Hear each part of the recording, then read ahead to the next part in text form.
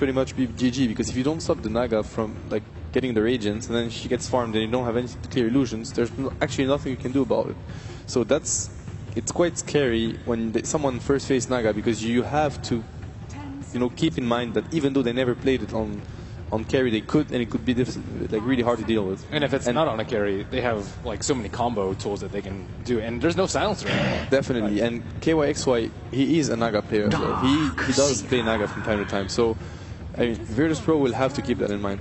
I mean, it's already shaping up to be a very scary teamfight lineup from Fnatic. The sleep into like vacuum wall with no silencer. I mean, you can probably BKB out of it, but it's not going to save your supports. And if your supports die, Dazzle is useless. If you don't want him to grab himself. When you see a lineup like this, you got to think about Enigma. Like it's one of the scariest hero right now to play against. I mean, for Fnatic, if Fnatic gets Enigma, it's very scary. They also play Enigma on Johnny quite a lot. So I would not like to see the Enigma out of Fnatic here for one simple reason, and that's that. Again, this is an issue with teamfight lineups in general, and it's an issue for Fnatic in particular. You have to survive the laning phase to get that Wombo combo online, and I really worry about the Enigma pick in terms of the pressure that it would put on Fnatic. For sure, that's what they would have to do. But yeah, definitely, it would put a lot of pressure on them because it's quite greedy. But when you think about it as well, they don't need so much. They can just dodge fights, and then because they sleep into hole, especially when you have the vacuum to back him up, there's really literally nothing you can do about it. You can see by both the bans and the picks that both teams are placing a lot of emphasis on the laning phase. You see the Razor and the Viper banned, and you see, of course, FNG's Winter Wyvern banned out on the side of Fnatic. Definitely, and it's most likely, I mean, Virtus Pro, it's hard to call it, but I feel like it's going to be, it might be at least the Shaker offlane. They've been playing it more than Shaker support, but they do play Shaker as well. I mean, mainly on, actually FNG and Lil, both of them play it. I really like this Lina pick, by the way, both as a pick for potentially catching him, but to take in the 4 position. I generally don't like support Lina, but he's a very good support Lina player, and the farm that he gets throughout the game makes him devastatingly effective on that hero, as well as taking it away from Virtus Pro. Geez, mid Lina is absolutely terrifying. It does look like it's Earthshaker that is going to be a support with DK Phobos taking on the Spirit Breaker. I really love seeing him on those heavy melee initiators. He does so well on those. Yeah, and DK Phobos we don't talk about enough. He has the best KAD on the team. Interesting fact about DK Phobos. You know that game that's called Osu that mostly CAS players play on their stream in between games with where you have to be very fast with your mouse? He's really good at that game. Like, amazingly good. And he's one of the oldest players on our team, so in theory people will say, oh, when you go older you get less... Hey, whoa, let's calm down here a little bit, alright, before we get out of... How good are you at OSU? Well, that's not the point, I'm just saying, you know, this is just a myth, this is just, you know, there's no science behind this. Ask Alan. No science behind it. No, but that's true, and DK Phobos proves that, because he's amazing at OSU, yes. Even though in theory apparently he shouldn't be, but, you know, he breaks that theory, so that's good. Good, alright. I'm glad we got that cleared up. 1 pick left in each. I think the TA ban's really important, considering VP is dire, and it's a hero that can kind of stand up to the initiation from Lina or Naga Siren, and also dominate. Do we see the mid Bloodseeker here for G? I don't like it personally. Shut down. You want to have something that's less squishy, because if you're going to be standing in the middle of all of that AoE that's going to come out from Fnatic, you do not want to have a Bloodseeker at all. It's just, you know what, I actually agree with Merlini, but it's such a VP pick. I think Wraith King only picked 4 times. So Fnatic's lineup TI5. Yeah, it's very scary. Honestly, I think they have a very good lineup. It's very balanced. Yeah. It's quite scary to face, and they're not going to be able to shut down their like this safely. I mean, Virtus Pro is not going to be. I don't think going aggressive against like Lina, Naga, or anything is it's an easy task. I think it's very risky from them. So they're probably going to have to deal with a strong safe lane from Fnatic, and that also means a jungle that's secured for SF to farm. So we'll see. Like G's hero is going to be very important. The matchup G versus Mushi is going to be crucial. I'm still going to say this is a DK or a Bloodseeker.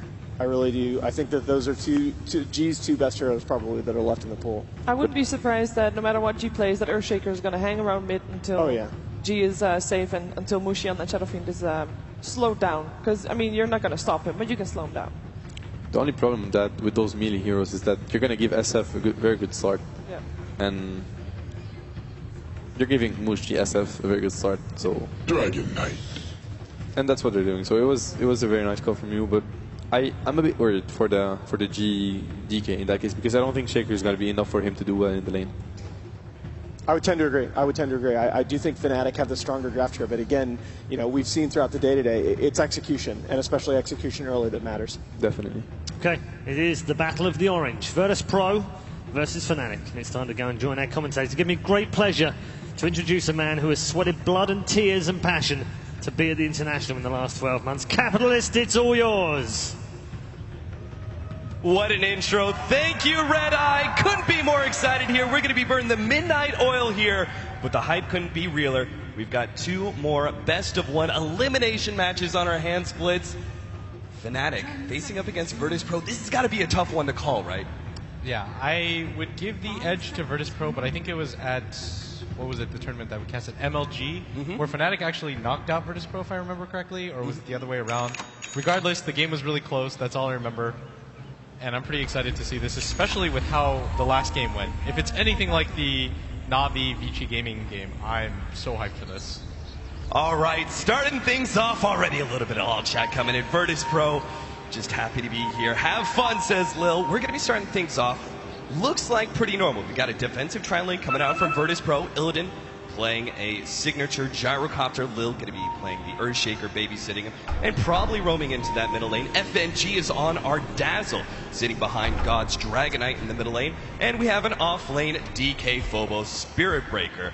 Meanwhile, on the Fnatic side, 4 of them inside of their own jungle right now, starting with KYXY on the Wraith King. Johnny playing his Lina. Mushi on the Naga Siren. Ketchigimba playing the SF, and Ohio on the off-lane Darkseer. I'm actually so excited to see this mid matchup. I'm actually really surprised to see that Ketchuk Imba is actually going to be the mid player for Fnatic in this game. And how often do you see that? Mushi just giving up that role, I guess, and it looks like he's going back to playing support.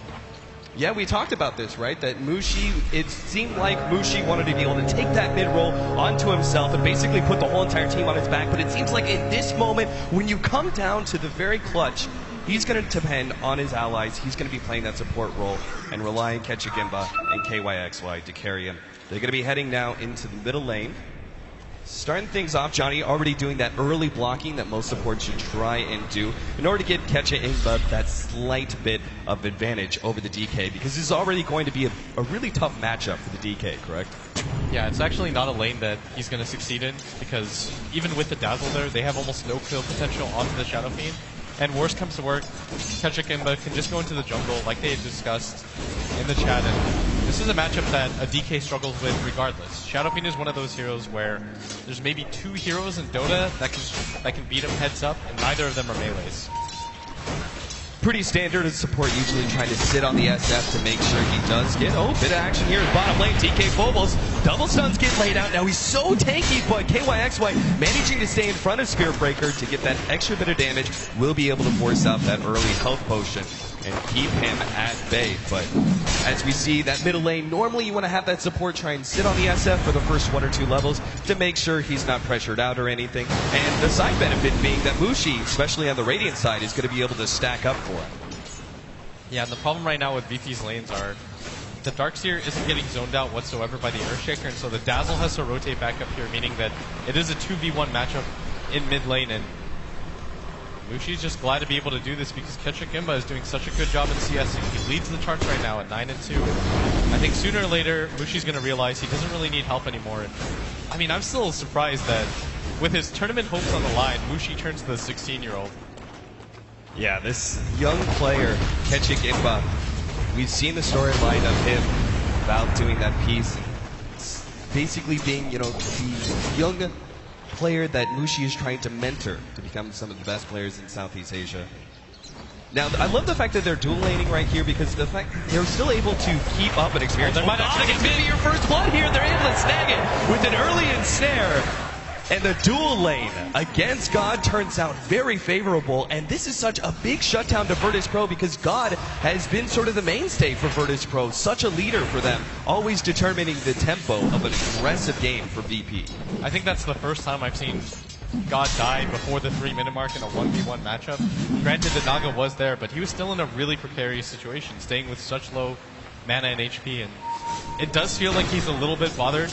Well, he's really bothered right now by what Mushi's doing, and it's going to make you tilt and sometimes just come up with bad decisions, and he opted to stay with that little HP. They're going to punish him for it. And the best part is catching Imba, especially since they got a kill. But either way, he's not going to be falling behind in experience because they have this big stack available for him. As Mushi is constantly making that one go. Shadow Fiend, despite their kind of like half dual laning, is actually going to be just fine in experience and will keep up with God rather easily. Let's take a look at our offlane here for the side of Fnatic. We've got Ohio the Darkseer. He's playing up against a Gyrocopter as well as an Earthshaker. Actually goes down. Oh, a little bit more damage, 24 HP. Virtus Pro unable to secure the kill there. And Ohio probably going to have to head back to base now. Almost has his complete soul ring, though. Yeah, once he has that, he can pretty much just alternate to the jungle. There's no reason for him to just stay up here. He's not really contesting the Gyrocopter's farm. As you see, Illidan's already at 21. He's not bothered by this too much. If he wants to just CS that Ion Shell creep, he can just go for the Rocket Barrage. There's no real need for him to stay in this lane. I think going to the jungle might be a better idea. Like, there's actually one stack here. Oh, I think they'll go for the second stack by Johnny. And once that happens, you can divide it. You can give Krichik Imba one, you can give your offlaner the other, and you can divide the farm up. And meanwhile, Mushi can just take the mid lane once the Shadow Fiend hits level 5, level 6. That early laning ward actually being spotted out by Ohio. He pinked it. FNG placing a little bit before nighttime struck, so he was seen, unfortunately. Ketchik Imba hitting now his level 5, even doing a little bit of bottle throwing where, he's just sitting on a magic stick and a branch with his bottle coming in. Looks like he's got his boots now as well, but you can just see he's not going to be able to put enough pressure on the SF anytime soon. And if you can't put pressure on the SF in the laning phase and you're allowing him to be able to also clear through his stack, what's really your next timing to kill the SF? I mean, you can't really kill the SF in this position. You're going to have to wait for your Spirit Breaker to get a few levels. And he's doing a really good job right now in the offlane picking up levels. And all he has to do is play patient.